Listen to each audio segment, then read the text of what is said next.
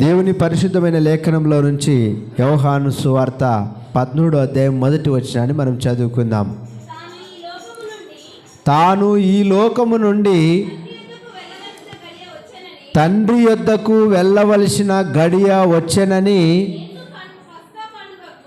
యేసు పస్కా పండుగకు ముందే ఎరిగిన వాడై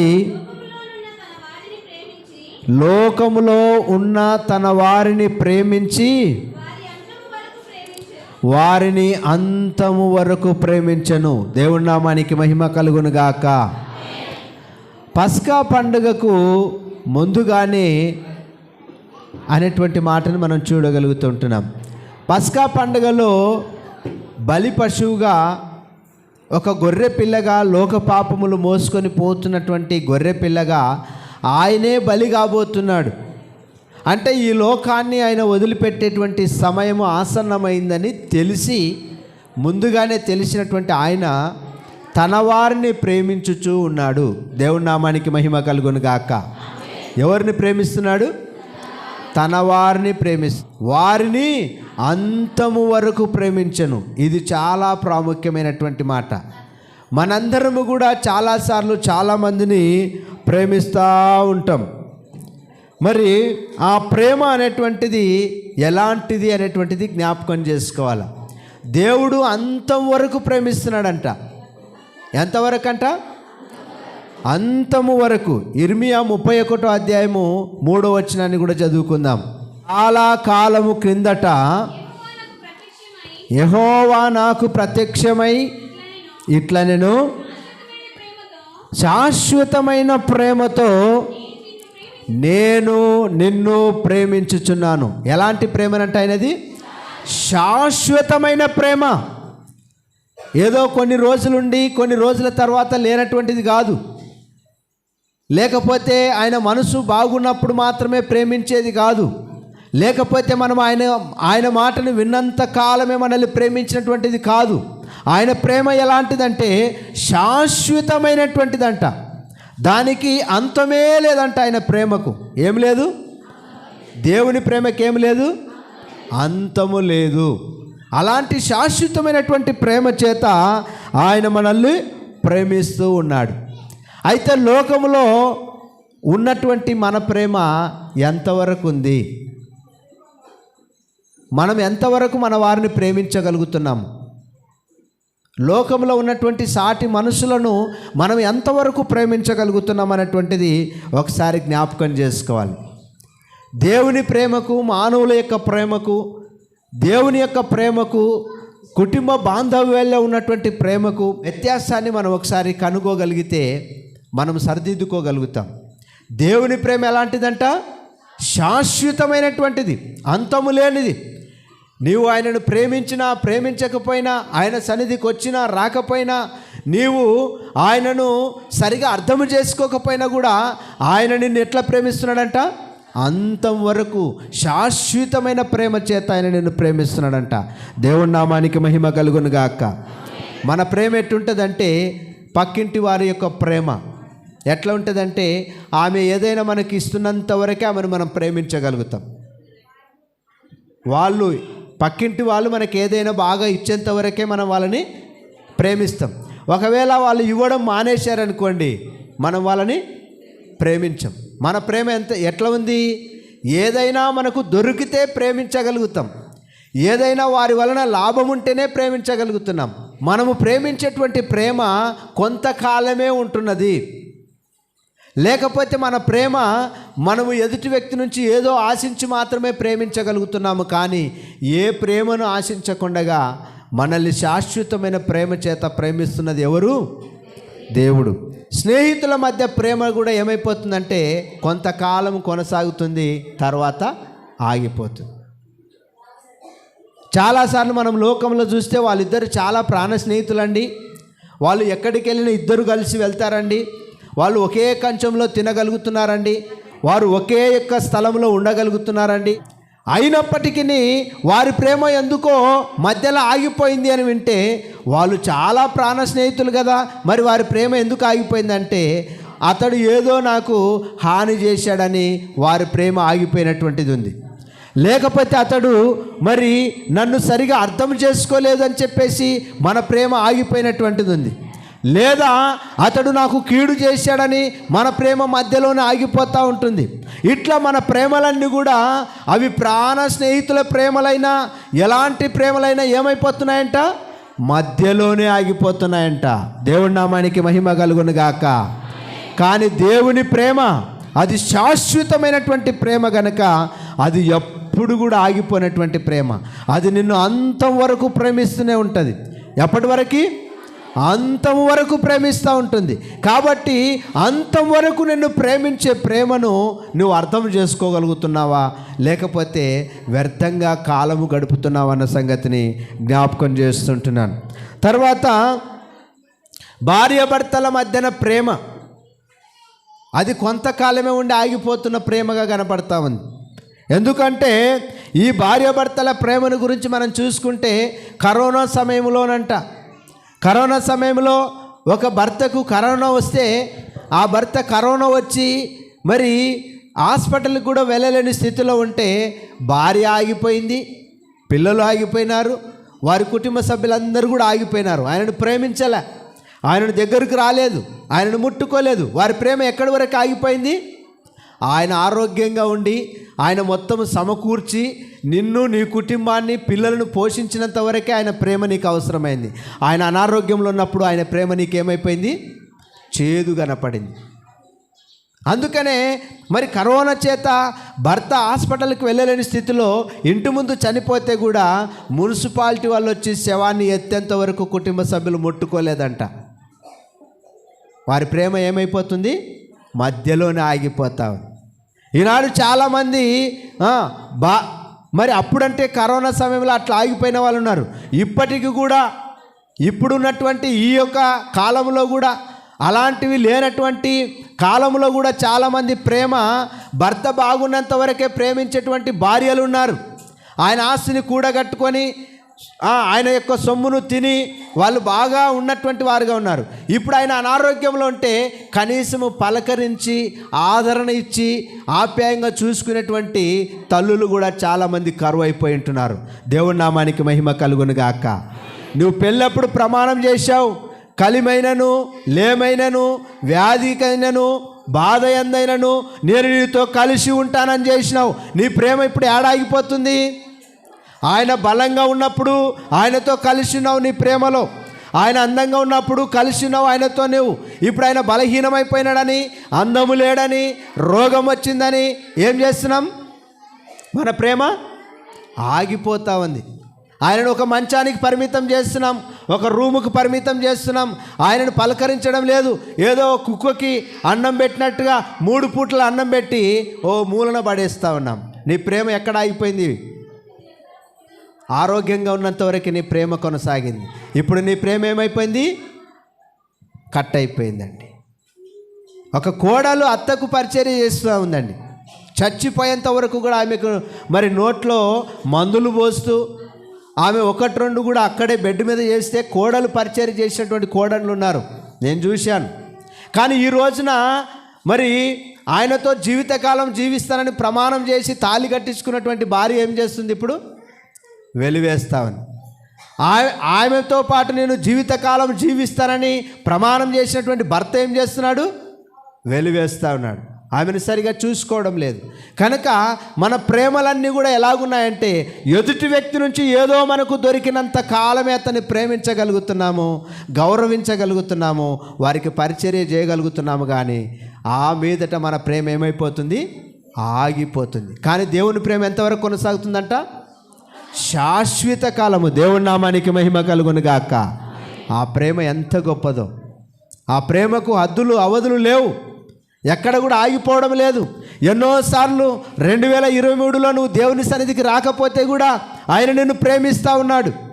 నువ్వు ఆయన సన్నిధిని చునుకన చేస్తే, ఆయన పనులను నువ్వు సులుకన చేస్తే, నువ్వు సరైనటువంటి రీతిలో ఆరాధించకపోతే, ఆయన సన్నిధికి రాకపోతే కూడా ఆయన ప్రేమ ఆగిపోలేదండి. నిన్ను ఇంకా ప్రేమిస్తున్నాడు. ప్రేమించి నీకు ఇంకొక సంవత్సరాన్ని ఆయుష్గా ఇచ్చి ఉంటున్నాడు. అది ఎవరి ప్రేమ? దేవుని ప్రేమ. ఈ ప్రేమను నువ్వు గుర్తెరిగావా? ఈ ప్రేమ యొక్క ఆంతర్యాన్ని, అర్థాన్ని నువ్వు తెలుసుకుంటున్నావా? నువ్వు తెలుసుకోలేకపోతున్నావేమో. జాగ్రత్త. లోకంలో ఉన్నటువంటి ప్రేమలన్నీ కూడా అక్కడ ఆగిపోతున్నాయి, కానీ దేవుని ప్రేమ అంతం వరకు కొనసాగుతుంది. అందుకనే ఎఫెసీయులకు రాసిన పత్రికలు ఆయన ఏమంటాడంటే, అది కళంకమైనను ముడతైనను మరి అట్టిది ఏదైనాను ఉన్నప్పటికీ కూడా సంఘాన్ని ఆయన ఏం చేస్తున్నాడంట? ప్రేమిస్తున్నాడంట. అటువలనే మీరు కూడా మీ భార్యలను ప్రేమించండి, అటువలనే మీరు కూడా మీ యొక్క భర్తలను ప్రేమించండి. మన ప్రేమలన్నీ కూడా ఆగిపోతూ ఉన్నాయి, కానీ శాశ్వతమైనటువంటి ప్రేమ చేత మనల్ని ప్రేమిస్తున్న దేవుని ప్రేమ అంతం వరకు కొనసాగుతుందంట. ఆయన అప్పటి వరకే ప్రేమించలేదు, అంతం వరకు ప్రేమిస్తున్నాడంట. నిజంగా ఆయన ప్రేమకు హద్దులు లేవన్న సంగతిని ఇక్కడ జ్ఞాపకం చేసుకోగలుగుతున్నాం. తర్వాత ప్రకటన 1వ అధ్యాయము 6వ వచనం చదువుకుందాం. మనలను ప్రేమించుచు తన రక్తము వలన మన పాపముల నుండి మనల్ని విడిపించిన వాని మహిమయు ప్రభావమును యుగయుగములు కలుగునుగాక. మనలను ప్రేమించి, ఆయన ఎందుకు ప్రేమిస్తున్నాడంటే మనము పాపములో ఉన్నామని తెలిసి కూడా ఆయన ప్రేమిస్తున్నాడు. కనుకనే మన పాపముల నుండి మనల్ని విడిపించడానికి ఆయన సిద్ధపాటు కలిగి ప్రేమిస్తూ ఉన్నాడంట. ఆయన ప్రేమ ఏం చేసిందంటే మన దోషములను కప్పడం కొరకు, మనకున్నటువంటి మరి పాప దోషాన్ని తొలగించడం కొరకు ఆయన మరణము పొందేంత వరకు కూడా ఆ ప్రేమ మనల్ని విడిచిపెట్టలేదు. మన కొరకు ఆయన ఏం చేశాడంటే చివరి రక్త బిందువును కూడా చిందించి మనకు విమోచన కలిగించేంతగా ఆయన ప్రేమించాడు. ఆ ప్రేమకు హద్దు లేదు, ఆ ప్రేమకు అంతు లేదు. ఆ ప్రేమ ఇప్పుడు కూడా నిన్ను ప్రేమిస్తూ ఉంది. అయితే ఆ ప్రేమను నువ్వు గుర్తుపడుతున్నావా? ఆయన ప్రేమను నువ్వు చులకన చేస్తున్నావా? ఆయన ప్రేమను నువ్వు నిర్లక్ష్యం చేస్తున్నావా? ఆయన నువ్వు సరిగా అర్థం చేసుకోలేకపోతున్నావా? ఆయన దయా కనికరాన్ని, ఆయన ప్రేమించే మనసును నువ్వు అర్థం చేసుకుంటే తప్పకుండా నువ్వు ఎట్లా ప్రేమించాలో, ఎట్లా ఆరాధించాలో, ఎట్లా గణపరచాలో నీకు తెలుస్తుంది. తెలియకపోతే కూడా నువ్వు తెలుసుకుంటావు. కానీ ఆయన ప్రేమను గనక నువ్వు గుర్తించకపోతే ఎంతమంది ఎన్ని విధాలుగా నీకు చెప్పినా నువ్వు ఆయనను సరైనటువంటి రీతిలో ఆరాధించలేవు, స్తుతించలేవు, గణపరచలేవు. కారణం ఏమిటిది? నీలోన ఆయన మీద ప్రేమ లేదు. నేను ఎదుటి వ్యక్తిని ప్రేమించగలిగాను అనుకోండి, అతనికి నేను ఏమేమో చేయాలని ప్రయత్నం చేస్తాను. నా ఇంటికి ఒక బంధువు వచ్చాడు అనుకోండి, ఆ వ్యక్తిని నేను ప్రేమించగలుగుతున్నాను అనుకోండి, ఆ వ్యక్తి అంటే నాకు ప్రేమ, ఆప్యాయత, అనురాగం ఉందనుకోండి, అతడు వద్దన్నా అన్ని పరిచర్యలు దగ్గరుండి చేసి పెడతానండి. అతడు మటన్ వద్దంటే మటన్ తెచ్చి పెడతాను. అతను ఏం వద్దంటున్నా కూడా అన్నీ కూడా, ఎందుకంటే నా ప్రేమ ఈ క్రియల రూపంలో నీకు కనపరచాలని చెప్పి అన్నీ కూడా సకల మర్యాదలు మనము చేస్తూ ఉంటాం. మరి నిజంగా నువ్వు గనక ఆయన ప్రేమను గుర్తించగలిగితే ఆయనను ఎట్లా ఆరాధించాలో ఈ 2024లో నువ్వు జ్ఞాపకం చేసుకో. ఒకవేళ ఇంతవరకు నువ్వు సరైన రీతిలో ఆయనను అర్థం చేసుకోకుండా, ప్రేమను నువ్వు గుర్తించకుండా ఉండి సరైన రీతిలో ప్రేమించి ఆదరించి ఆయనను మహిమపరచలేకపోయి ఉంటే ఇదే నీకు మిక్కిలి అనుకూల సమయం. ఆయన ప్రేమ ఎంతవరకు అంటే మనల్ని దేవునికి ఒక రాజ్యముగాను యాజకులను గాను చేసేంతవరకు, అంటే భూలోకము నుండి మనల్ని పరలోకానికి తీసుకుపోయేంత వరకు ఆయన ప్రేమిస్తున్నాడు. దేవుని నామానికి మహిమ కలుగును గాక. యోహాను సువార్త 13వ అధ్యాయం 1వ వచనం చదువుకుందాం.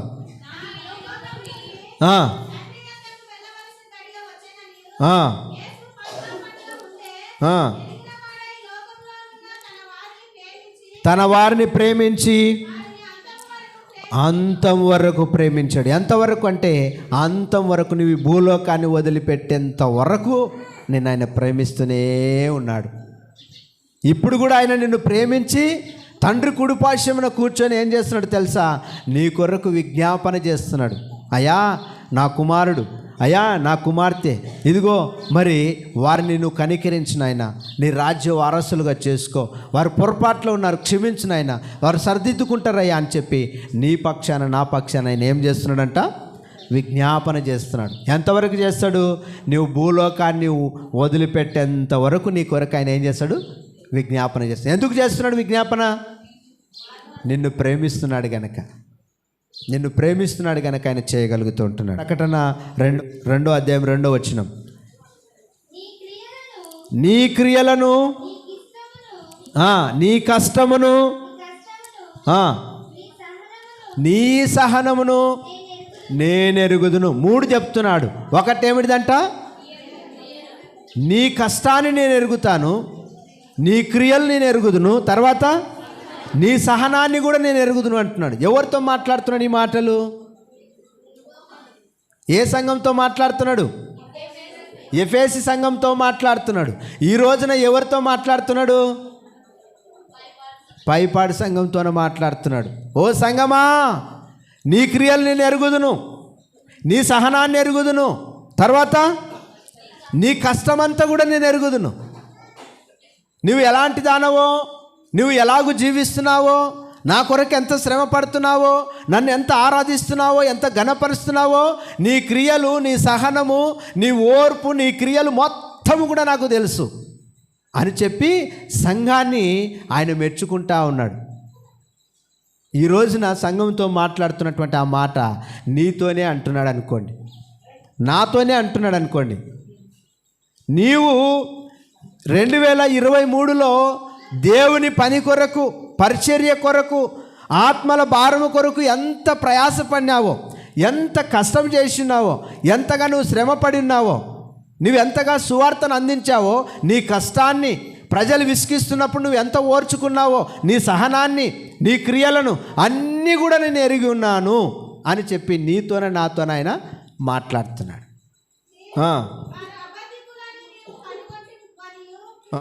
నీవు సహనము కలిగి నా నామము నిమిత్తము భారము భరించి అలయలేదనియు నేనెరుగుదును. నువ్వు కష్టాన్ని అంత కూడా, భారాన్ని అంటే నీవు మరి భారాన్ని భరించి నువ్వు ఎంతగానో కష్టపడి ఉన్నావు సంగమా. ఆ యొక్క సహనాన్ని, భారాన్ని 2023లో నువ్వు ఎంత ప్రయాసపడినావో అదంతా కూడా నేను ఎరుగుదును అని చెప్పి అవన్నీ కూడా మాట్లాడుతూ, అయితే 2023లో పడినటువంటి భారము, ప్రయాస 2024లో నువ్వు పడడానికి ఇష్టపడుతున్నావా? లేకపోతే 2023లో నువ్వు అలాంటి సహనాన్ని, భారాన్ని భరించకుండా నెగ్లెక్ట్గా ఉండింటే ఇప్పుడు కూడా నువ్వు భరించడానికి సిద్ధంగా ఉండాలని చెప్పి ఆయన మనకు జ్ఞాపకం చేస్తున్నాడు. దేవుని నామానికి మహిమ కలుగును గాక. ఈ యొక్క 2023లో నీకు ఇచ్చిన కుటుంబం కొరకు నువ్వు ఎంత భారము కలిగి ఉన్నావో, ఎంత బాధ్యత కలిగి ఉన్నావో, ఎంతగా వాళ్ళను సంరక్షించి పోషించడానికి నువ్వు కష్టపడి ఉన్నావో, నీ క్రియలంతా కూడా నేను ఎరుగుదును అంటున్నాడు. అయితే 2024లో నీ కుటుంబం కొరకు నువ్వు ఎంతగా కష్టపడతావు, లేకపోతే ఇంకా కుటుంబాన్ని నువ్వు నిర్లక్ష్యం చేస్తావా, పాడు చేసుకుంటావా, పతనం చేసుకుంటావా అని చెప్పి దేవుడు జ్ఞాపకం చేస్తున్నాడు. 23లో ఒకవేళ నువ్వు కష్టపడిండొచ్చేమో, లేకపోతే కష్టపడి లేవేమో. ఒకవేళ కష్టపడింటే 23 కంటే 24వ సంవత్సరంలో ఎక్కువగా కష్టపడాలి. ఒకవేళ నువ్వు 23లో నీ కుటుంబాన్ని నెగ్లెక్ట్ చేసింటే, సరిగా నువ్వు అర్థం చేసుకోకుండా, ప్రేమించకుండా, ఆదరించకుండా, వారిని అన్ని విషయాల్లో మరి నువ్వు పోషించకుండా నెగ్లెక్ట్ చేసింటే ఇప్పుడు ఏం చేయాలి? ఈ 2024 సంవత్సరంలో ఆ బాధ్యత నువ్వు కరెక్ట్గా చేయాలన్న సంగతిని ఆయన జ్ఞాపకం చేస్తుంటున్నాడు. తర్వాత నువ్వు 2023లో సంఘం కొరకు ప్రయాసపడినావో లేదో, కానీ 24వ సంవత్సరంలో నువ్వు ఇప్పుడు ఏం చేయాలి? నువ్వు ప్రయాసపడాలా, భారం మోయాలా, నువ్వు సహనము కలిగి ఉండాలా అని చెప్పి ఆయన బాధ్యతను మనకు 24వ సంవత్సరంలో మరి గుర్తు చేస్తుంటున్నాడు. ప్రకటన గ్రంథము 2:3 కూడా చదువుకుందాం. నీవు సహనము కలిగి నా నామము నిమిత్తము భారము భరించి అలయలేదనియు నేను ఎరుగుదును, అయినను మొదట నీకుండిన ప్రేమ. కొంతమంది అనొచ్చు, అయ్యా మేము 23లో మా కుటుంబాన్ని సరిగా చూసుకున్నాం, మేము సంఘ భారాన్ని సరిగా మోసినాం, సంఘ పరిచర్యను సరిగా జరిగించినాం అనొచ్చు. కానీ ఇక్కడ ఏమంటున్నాడంటే, నీవు మొదట ఉండిన ప్రేమను వదిలిపెడితివి అంటాడు. మొదట చాలా ప్రేమతో పనిచేసి ఉండొచ్చు, లేకపోతే మొదట నువ్వు దేవుని చాలా చక్కగా మరి ప్రేమించి ఉండవచ్చు, కానీ 24లో ఆ ప్రేమ కంటిన్యూ అవుతుందా, ఆగిపోతుందా? 23లో నువ్వు నీ యొక్క కుటుంబాన్ని నువ్వు సరిగా ప్రేమించి ఉండవచ్చు, కానీ 24లో కూడా ప్రేమించగలుగుతున్నావా? ఇంకెందుకులే ఈ కుటుంబ భారమని, లేకపోతే ఎందుకు ఈ కుటుంబం అని, ఎందుకు ఈ భర్త అని, ఎందుకు ఈ భార్య అని వదిలిపెట్టి నెగ్లెక్ట్ చేయగలుగుతున్నావా? దాన్ని కంటిన్యూ చేయగలుగుతున్నావా? ఆపేస్తున్నావా అన్న సంగతిని జ్ఞాపకం చేస్తుంటున్నాను. భార్య అయితే భర్త విషయంలో, భర్త అయితే భార్య విషయంలో, కుటుంబము భార్య భర్తలు ఇద్దరైతే కుటుంబం విషయంలో, కాపరైతే సంఘం విషయంలో బాధ్యతను కొనసాగిస్తూ ముందుకు వెళ్ళాలి. ఆ ప్రేమను కంటిన్యూ చేయాలంటున్నాడు. దేవుని నామానికి మహిమ కలుగును గాక.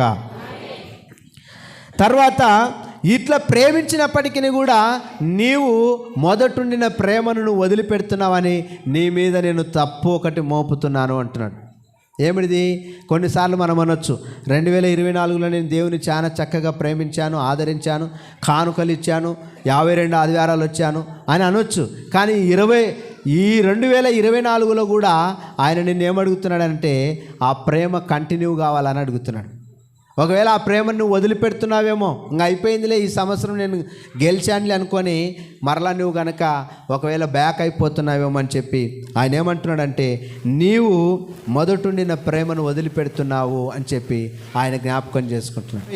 23 అంతా కూడా ప్రేమించి ఉండవచ్చును, కానీ 24లో కూడా నువ్వేం చేయాలంటే నీ ప్రేమను కొనసాగించాలన్న సంగతిని ఆయన మనకి ఇక్కడ జ్ఞాపకం చేస్తుంటున్నాడు. కనుక ఈ యొక్క 23 యొక్క సంవత్సరంలో నువ్వు ఎంతో ప్రేమించాను, మరి సహాయం చేశాను, సహనము కలిగి ఉన్నాను, భారం మోసాను అని చెప్పి నువ్వు జవాబు చెప్పగలిగితే అదంతా కూడా 24లో కూడా నువ్వు కొనసాగించాలి. ఒకవేళ 24లో దాన్ని కొనసాగించలేక ఆగిపోయి ఉంటే మరలా నువ్వు జ్ఞాపకం చేసుకున్న సంగతిని ఆయన మనకు జ్ఞాపకం చేస్తుంటున్నాడు. యోహాను సువార్త 21వ అధ్యాయం 15వ వచనం చదువుకుందాం. వారు భోజనము చేసిన తర్వాత యేసు సీమోను పేతురును చూచి, యోహాను కుమారుడవైన సీమోను, వీరికంటే నీవు నన్ను ఎక్కువగా ప్రేమించుచున్నావా? ఇప్పుడు ఈ ప్రశ్న ఒక్కొక్కరితో అడుగుతా ఉన్నాడు. మొట్టమొదటి ఏమన్నాడంటే సంఘంతో అడిగాడు. సంఘమా, మీరు మొదటుండిన ప్రేమను మర్చిపోతున్నారు, మీరు ప్రేమను కలిగి జీవించాలి, 24లో కూడా మీ ప్రేమ కంటిన్యూ కావాలని అడుగుతా ఉన్నాడు. తర్వాత ఈ యొక్క ప్రశ్న ఒక్కొక్కరికి వేస్తూ ఉన్నాడు. పేతురుతోనే మాట్లాడినటువంటి ఆ మాట పేతురు యొక్క స్థానంలో నా పేరు నీ పేరు పెట్టుకొని మనం ఇప్పుడు అది చదవాలి. ఏమని? పేతురు, వీరందరికంటే నువ్వు నన్ను ఎక్కువగా ప్రేమిస్తున్నావా? నీవే అదే యొక్క మరి స్థానంలో నీ పేరు పెట్టుకో. ఒకవేళ నీ పేరు పెట్టుకున్నప్పుడు వీరందరికంటే నువ్వు ఎక్కువగా దేవుని ప్రేమిస్తున్నావా? అందరు ప్రేమిస్తున్నారు, నేను ప్రేమిస్తా. అందరు ఏదో కానుకిస్తున్నారు, నేను ఇస్తా. అందరు ఏదో ఆరాధనకు వస్తున్నారు, నేను కూడా వస్తా. అది కాదు. అందరిలో నీవు కాదు, అందరిలో నీకు ఒక ప్రత్యేకత ఉందా దేవుని యొక్క హృదయంలో? దావీదు అంటే దేవుడు ఏమంటాడు? నా హృదయానుసారుడు అంటాడు. దావీదులు అక్కడ ప్రార్థన చేసిన వాళ్ళు చాలామంది ఉన్నారు, కానీ దేవుడు దావీదుకు ఒక ప్రత్యేక స్థానాన్ని ఇచ్చాడు. లేకపోతే దావీదు దేవుని యొక్క హృదయంలో ఒక ప్రత్యేక స్థానాన్ని సంపాదించుకున్నాడు. ఏమిటి అది? నా హృదయానుసారుడని. నీవు కూడా ఈ 2024వ సంవత్సరంలో అందరికంటే ఎక్కువగా దేవుణ్ణి ప్రేమించగలుగుతున్నావా?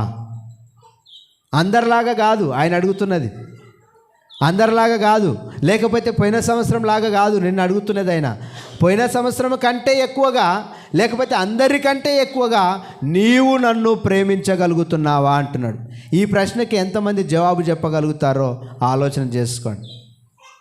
మనం అందరికంటే ఎక్కువగా దేవుని ప్రేమించాలి, అందరికంటే ఎక్కువ పరిచర్యం చేయాలి కాపరి, అందరి కాపరుల కంటే ఎక్కువగా శ్రమ పడాలి, ప్రయాసపడాలి, పని చేయాలి.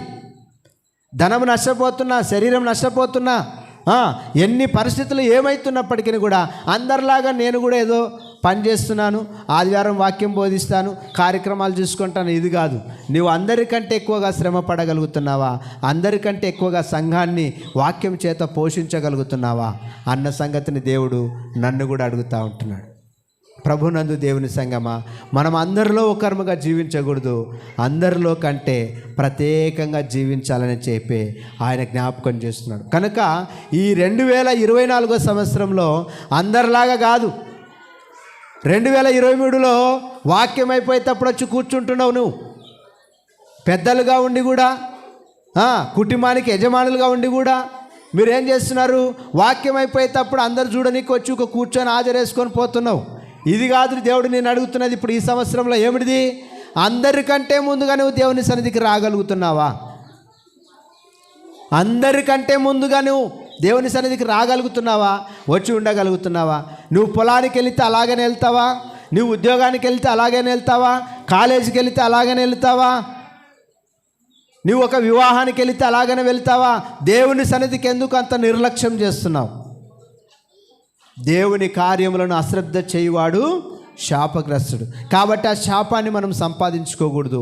2024 సంవత్సరంలో మనం ఒక తీర్మానంలోకి రావాలి. ప్రభువా, 23వ సంవత్సరంలో నేను అందరికంటే ముందుగా నీ సన్నిధికి రాలేకపోయాను. నేను ఇంటి దగ్గర నుండి బైబిల్ మోసుకొని మీ సన్నిధికి రాలేకపోయాను.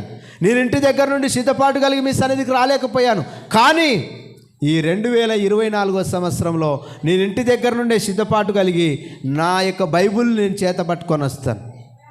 అక్కడి నుండి నా యొక్క స్థితిగతులన్నీ కూడా సరిదిద్దుకొని నేను దేవుని సన్నిధికి వస్తాను.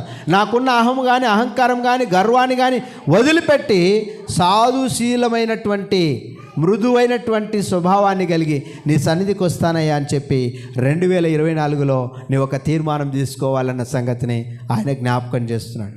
అందరిలాగా కాదు, నీవు ఒక ప్రత్యేకంగా దేవుని కొరకు పిలువబడి ఉన్నావు. ఆ పిలుపును గ్రహించి జీవించాలన్న సంగతిని ఆయన జ్ఞాపకం చేస్తున్నాడు. చాలామంది 2023లో వారి సమయాన్ని నెగ్లెక్ట్ చేశారు, దేవుని సన్నిధిని నెగ్లెక్ట్ చేశారు. సరైనటువంటి రీతిలో సరైనటువంటి సమయంలో దేవుని సన్నిధికి రాలేక వెనకబడిపోయినారు. సరైనటువంటి క్రమంలో దేవుని పనులు చేయలేకపోయి ఉంటున్నారు.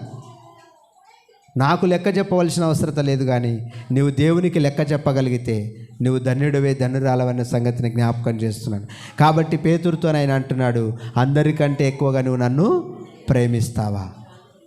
అందరికంటే ముందుగా నువ్వు దేవుని సన్నిధికి వస్తావా? అందరికంటే ఎక్కువగా నువ్వు నన్ను ఆరాధిస్తావా? అందరికంటే ఎక్కువగా సమయం నువ్వు దేవుని సన్నిధిలో గడపగలుగుతావా? ఏదో అయిపోయే ముందర వచ్చి హాజరైతే హాజరైనట్టు కాదండి. మొట్టమొదటి నుండి నువ్వు చివరి వరకు కూడా ఉండాలి.